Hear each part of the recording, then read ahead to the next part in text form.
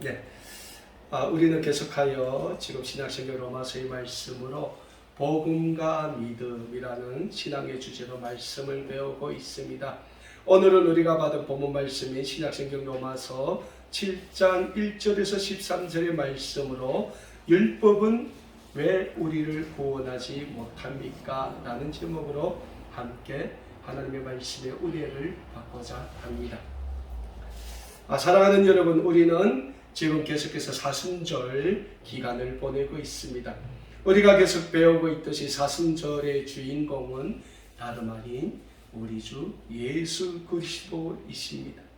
그리고 사순절 기간을 보내고 있는 우리 그리스도인들의 삶의 중심에는 예수 그리스도의 십자가가 있어야 합니다. 왜냐하면 예수 그리스도가 없다면, 그리고 예수 그리스도의 십자가가 없다면 우리 그리스도인들에게 있어서 사순절은 아무러한 영적인 의미도 없게 되기 때문입니다. 그렇다면 왜 예수 그리스도가 사순절의 주인이 되며 예수 그리스도의 십자가가 사순절 우리 삶의 중심에 있어야 합니까? 성자 하나님이신 예수 그리스도께서 인간의 몸을 입으시고 이 세상에 오셨습니다. 2000년 전에 이 세상에 오셨어요. 그 이유는 예수님께서 인류의 첫 조상인 아담의 범죄함으로 인하여 창조주 하나님 앞에서 죄인 되었던 우리를, 그래서 하나님의 심판의 대상이 되었던 우리 인류를 십자가에서 구원해 주시기 위하여 십자가에 못 박히시고 모진 고난을 당하시고 그로 인하여 죽으심으로 우리 인류를 하나님의 거룩한 구원의 백성으로 만들어 주셨기 때문에 사순절의 주인공은 분명히 예수 그리스도가 되어야 하며, 사순절을 보내고 있는 우리 모든 그리스도인들의 삶의 중심에는 예수님의 십자가 삶이 자리 잡고 있어야 하는 것입니다. 그래서 우리 모든 인류는 예수 그리스도가 없었다면 하나님의 구원의 백성이 될 수 없었음을 한시도 잊지 말아야 하는 것입니다. 우리가 늘 우리한테 은혜를 베푼 사람에 대해서는 우리가 한생을 두고 그 사람한테 고마워해요. 왜 그럽니까? 그 사람이 우리에게 은혜를 베풀었기 때문이 아닙니까? 우리가 아무 노력도 안 했는데 어떤 사람이 나한테 1억을 갖다 줬다고 합시다. 나는 그 사람을 위해서 아무것도 안 했어요. 나는 그 사람의 얼굴도 몰라요. 근데 그 사람이 어느 날 목사님, 이 아름다운 꿈의 교회를 위해서 써주십시오 하고 1억을 갖다 줬다고 합시다. 그럼 박 목사는 어떻게 하겠어요? 박 목사는 감사할 거예요. 근데 우리가 누군데 감사해야 됩니까? 그 1억을 갖다 준 사람한테 먼저 감사해야 됩니까? 그 사람을 우리 교회에 보내주신 하나님께 감사해야 됩니까? 하나님께 감사해야 돼요. 근데 우리는 인간이기 때문에 그 사람한테 먼저 감사한다는 거예요. 이게 우리의 연약함이라는 거예요. 이 연약함이 우리에게 주는 게 뭡니까? 죄라는 거예요. 죄.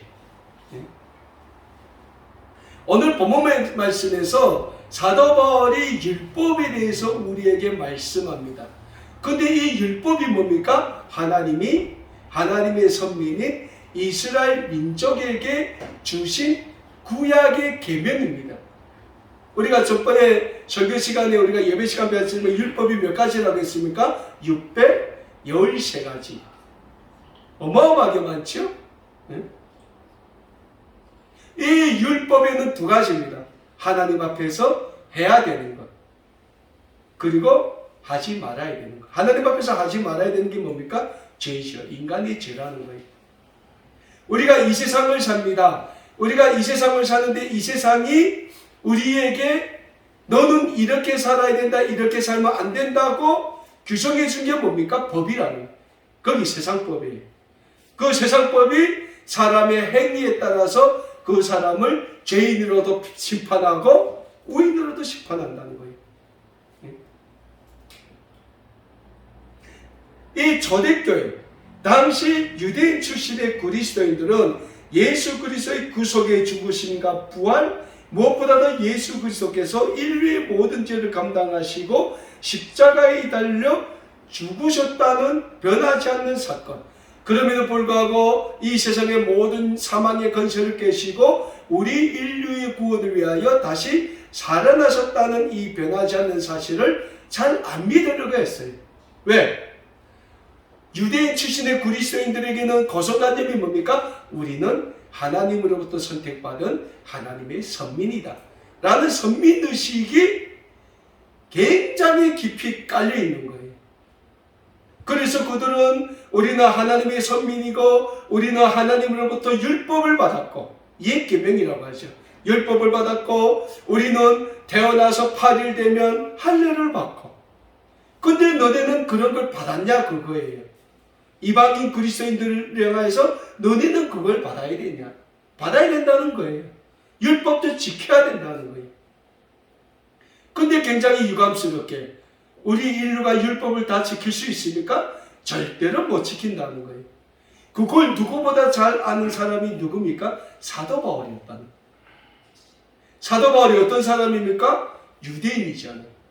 유대인 중에서도 전통 보수적인 유대인, 율법에 전통한 율법학자였다는 거예요. 과거에. 그래서 사도 바울이 그러지 않습니까? 나는 가말리엘 학파에서 공부를 했다. 그때 당시 가말리엘 학파는 유대인들 중에서 최고의 엘리트 집단이었다는 거예요. 네? 북한 같은 있으면 김일성 종합대학 법학부, 철학부 이런 졸업생들이었다는 거예요. 그러니까 율법에 대해서는 사도 바울만큼 잘하는 사람이 없는 거예요. 그런데 그 사도 바울이 어느 본문 말씀을 통해서 뭡니까? 율법으로는 절대로 구원을 못 받는다 라는 거예요. 율법을 통해서 하나님 앞에서 의롭게 살려고 노력은 할 수 있겠지만은 절대로 율법으로는 하나님으로부터 구원을 못 받는다는 거예요. 왜요? 인간은 율법을 절대로 다 지킬 수 없기 때문에. 그래서 유대인들은 율법을 다 못 지키니까 뭐 했습니까? 율법을 만날 왜 한 거예요? 그러니까 행위로라도 우리는 하나님 앞에서 바로 서고 싶다는 거예요.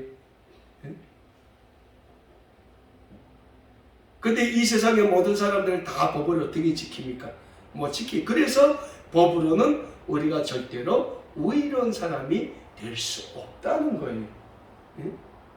여러분 대한민국 보십시오. 대통령이 법을 다 지킵니까? 아니에요. 그래서 대통령 보면 내로남불이라고 하잖아요. 자기가 하면 다 옳은 거고 남이 하면 다 잘못됐다는 거잖아요. 그래서 이 세상의 법으로는 절대로 우리가 하나님 앞에서 의로운 사람이 될 수 없고 하나님의 구원의 백성이 될 수 없는 거예요.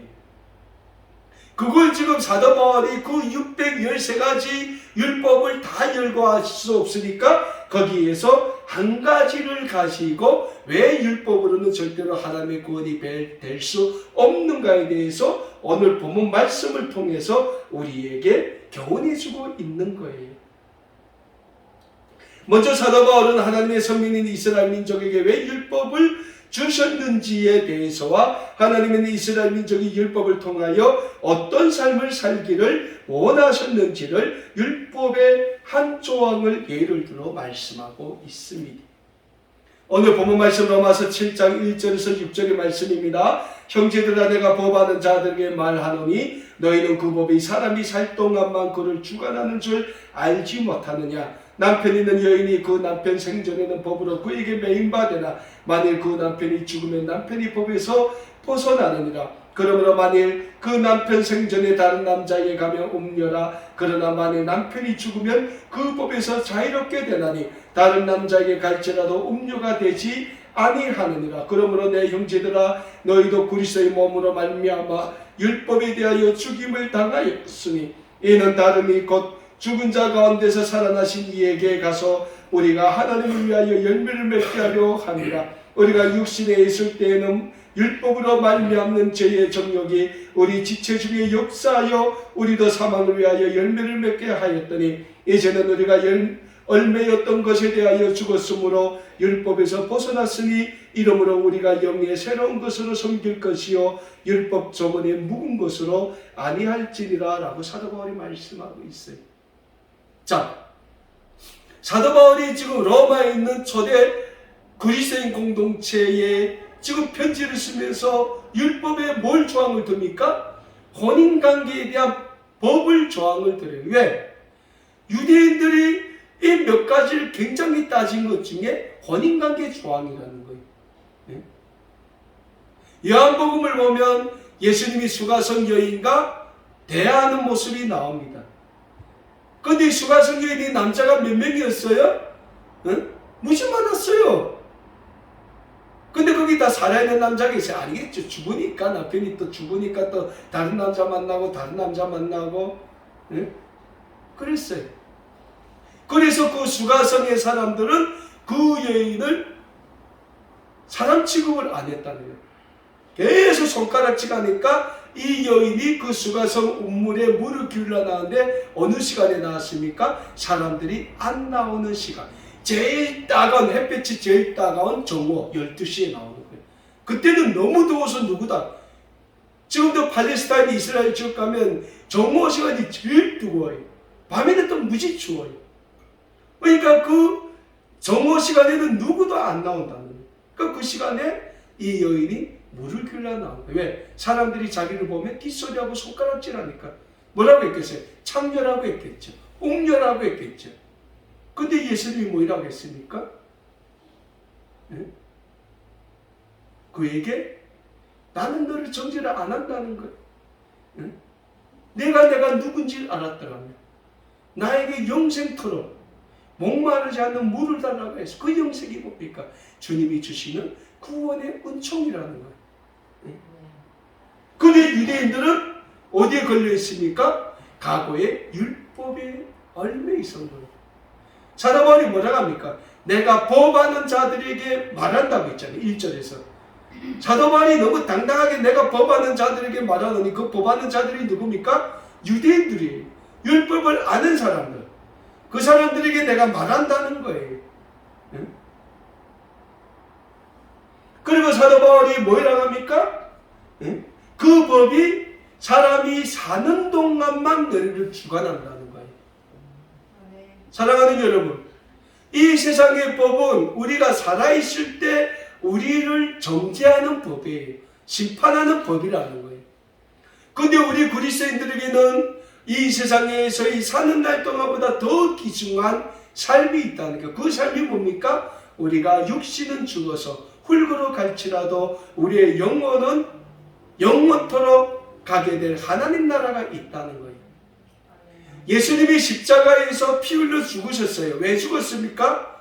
물론 우리의 모든 죄를 과거의 죄에서 구원해 주시기 위해서 죽으신 건 사실이에요.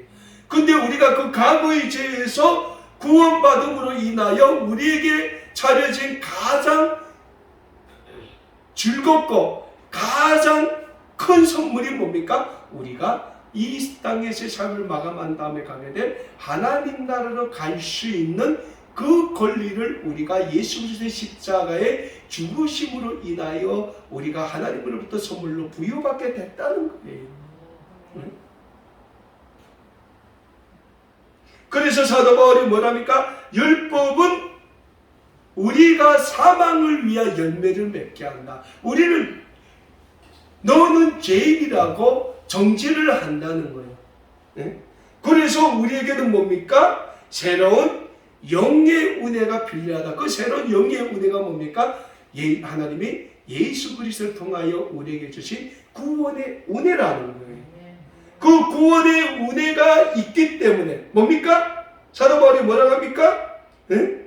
너희도 그리스도의 몸으로 말미암아 율법에 대하여 죽임을 당하였으니 이는 다름이 곧 죽은 자 가운데서 살아나신 이에게 가서 죽은 자 가운데서 살아나신 이가 누굽니까? 예수님이죠.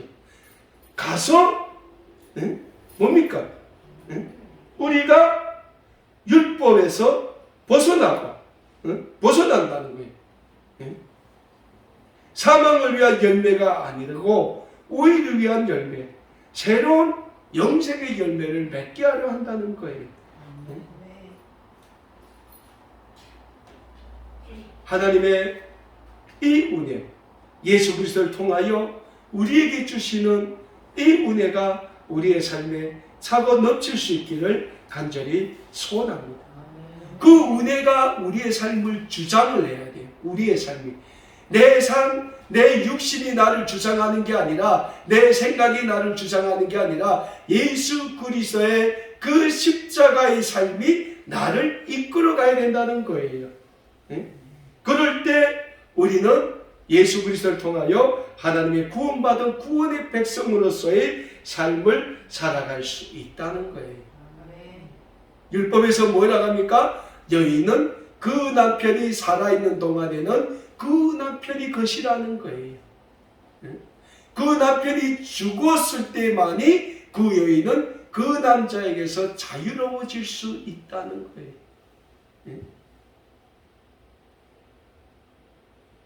우리가 과거에 율법의 얼매였다면 오늘의 우리는 예수 그리스도의 십자가의 은혜로 그 예수 그리스도로 말미암아 과거의 율법에서 해방됐다는 거예요. 자유로운 사람이 됐다는 거예요. 우리 인간의 삶에 있어서 우리 인간이 가장 고치기 힘들어하는 하나의 습관적인 생각이라는 게 있대요. 그게 뭐냐? 과거의 생각에 얽매 있다는 거예요. 나이 먹으면 나이 먹을수록 자기 젊었을 때의 그 자기의 그 영화에 젖어 있다는 거예요. 뭐 그럴 수도 있다고 봐요, 저는. 근데 성경은 우리에게 뭐라고 합니까?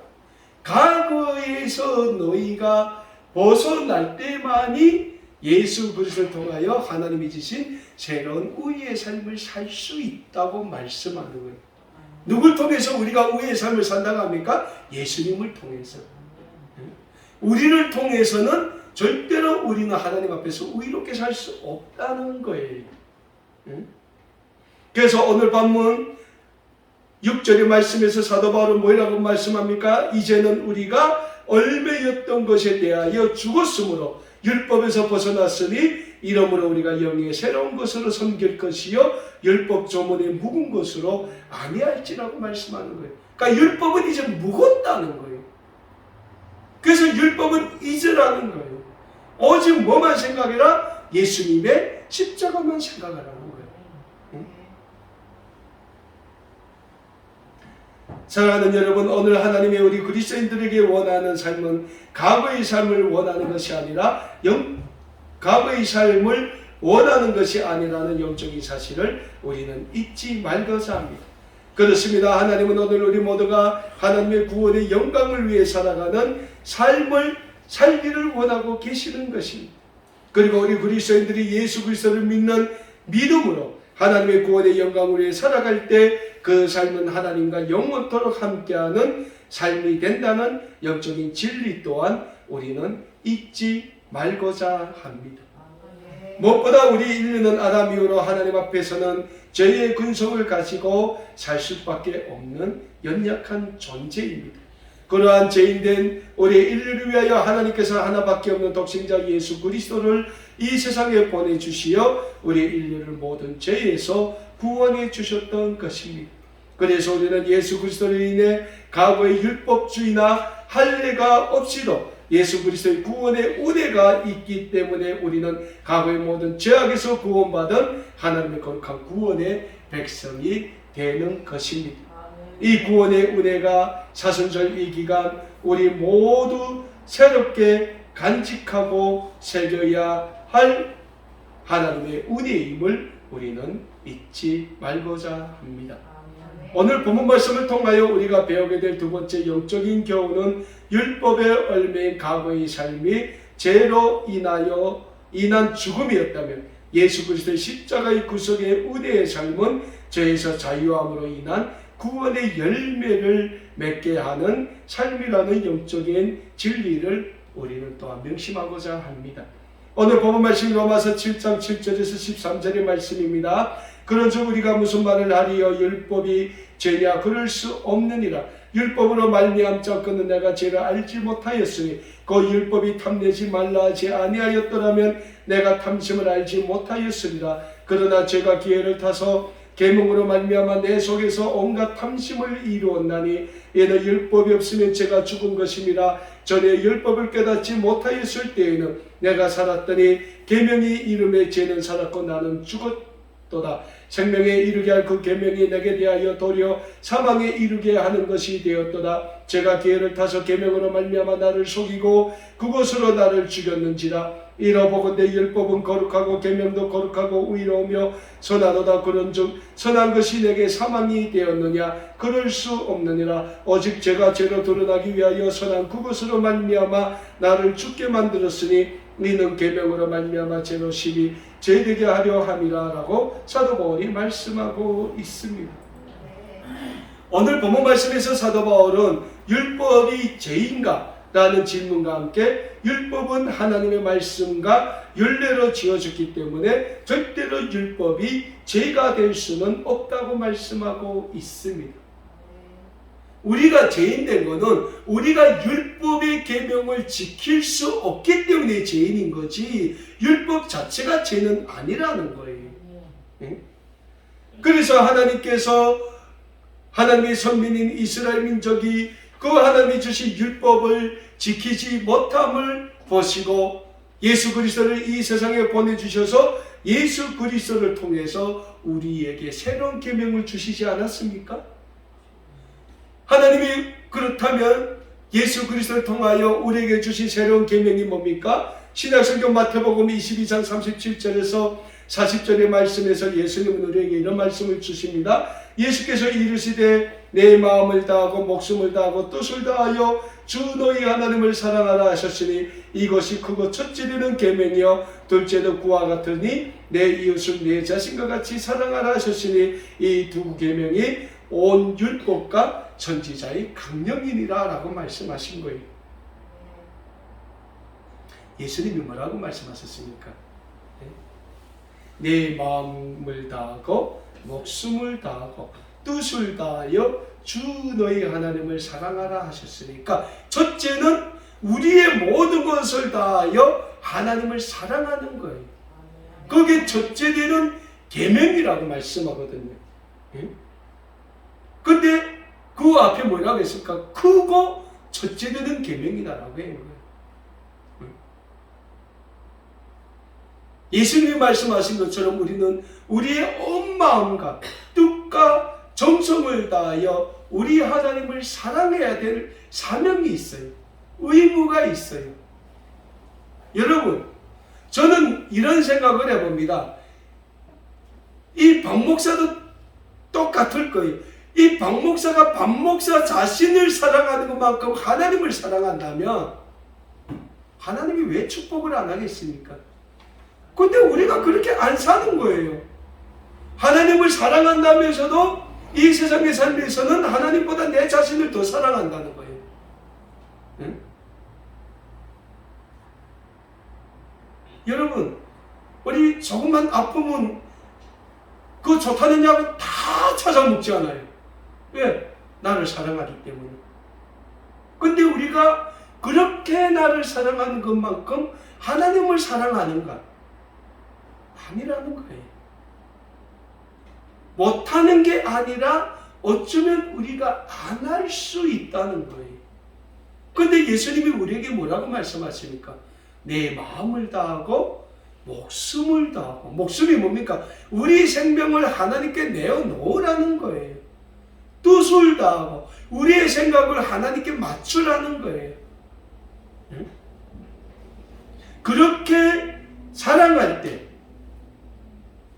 하나님은 우리를 통해서 하나님의 구원의 은혜를 이루어 주신다는 거예요.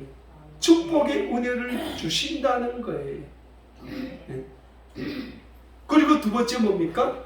하나님을 사랑하는 것처럼 내 이웃을 내 몸과 같이 사랑하라. 우리 인간이 제일 안 하는 것 중에 또 하나가 뭡니까? 우리 이웃을 내 몸과 같이 사랑하지 않는다는 거예요. 이런 거죠. 나도 살기 바쁜데 무슨 누굴 생각하냐 이거예요. 그건 어찌 보면 밥 목사들 같아요. 근데 예수님이 뭐라고 합니까? 하나님을 사랑하는 사람은 자기 이웃도 자기 몸처럼 사랑할 수 있다는 거예요. 그러니까 초점이 어디에 있습니까? 하나님께 있다는 거예요. 하나님을 사랑하면 다 할 수 있다는 거예요. 하나님을 사랑하지 않기 때문에 내 이웃도 내 몸같이 사랑할 수 없다는 거예요. 응?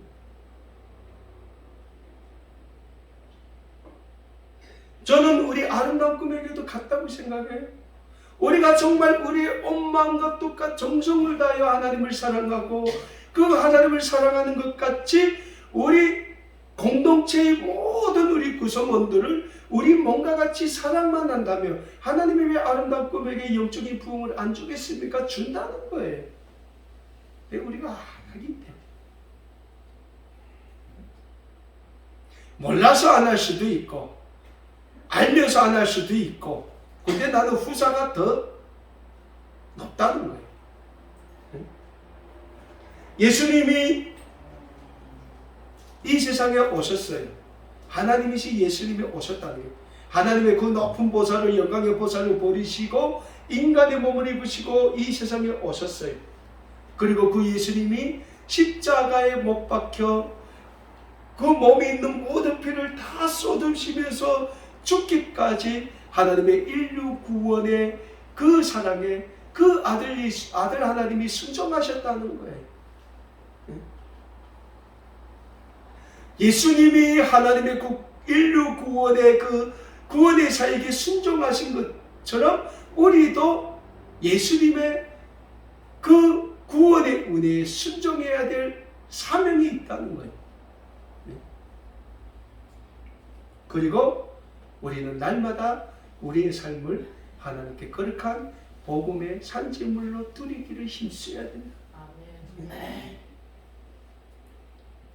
사실은 하나님께 우리의 삶을 드린다는 게 힘들지 않아요. 중요한 게 뭡니까? 생각하기 나름이에요. 굉장히 쉬워요. 응? 우리의 삶을 훌 드린다. 하나님, 이 하루도 내 삶을 하나님께 드리겠습니다. 내 삶을 하나님께서 인도하시고 하나님의 계획대로 주장하시고 축복하여 주세요. 근데 그것 자체도 우리는 안 하려고 하는 거지. 왜? 내 삶이 그만큼 바쁜 거예요. 얼마나 바쁜지 모르겠지만 괜히 바쁜 거예요. 왜 괜히 바쁩니까? 이 세상이 너무 많은 걸 보여주는 거예요. 뭐 백화점 가면 저것도 하고 싶고 좋은 식당 가면 저것도 먹기 싶고 응? 다 그런 거예요.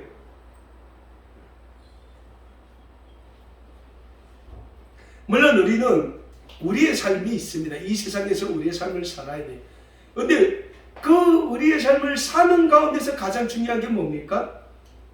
그 삶의 중심에 예수님을 우리는 모시고 살아야 된다. 예수 그리스도의 십자가를 우리가 모시고 살아야 된다. 아니 사람이 하루 쉴 밥이야 먹어야지. 네? 해야 돼요. 옷도 입어야 되고 이왕이면 좋은 옷도 입어야 되고. 네? 근데 그 좋은 옷을 위해서 우리는 괜히 열심히 산다는 거예요. 네? 그 좋은 옷을 하나님하고 좀 달라고 할 수도 있지 않아요. 근데 하나님보다도 나를 더 의지한다는 거예요. 그러지 말라는 거예요. 사도 바울이 오늘 본문 말씀에서 우리에게 뭐라고 합니까? 옛 계명은, 그러니까 율법은 우리로 살아있게 하지만은 우리에게 날마다 사망 선고를 줄 수밖에 없다는 거예요. 왜? 우리의 삶이 죄인이잖아요. 율법에 맞는 삶을 못 사니까. 근데 예수 그리스도를 믿는 믿음은 뭡니까? 믿음 안에서 새로운 영이 우리에게 새 삶의 열매를 맺게 한다지 않습니까? 그 새 삶의 열매가 뭡니까? 우리의 과거의 모든 삶은 다 벗어버리고 예수 그리스도를 믿는 믿음 안에서 믿음으로 우리 하나님의 구원의 영광을 바라보며 사는 삶이라는 거예요. 그 삶을 살 때 사도 바울은 뭐라고 합니까? 그 삶에서 열매가 맺어진다는 거예요. 열매가. 그 열매가 뭡니까? 의의 열매인 거죠. 선한 열매. 하나님이 원하시는 열매라는 거예요. 그리고 그 열매를 우리는 바라보며 하나님의 영광을 위해서 살아가야 한다고 사도 바울은 오늘 본문 말씀을 통하여 우리에게 말씀하고 있는 거예요.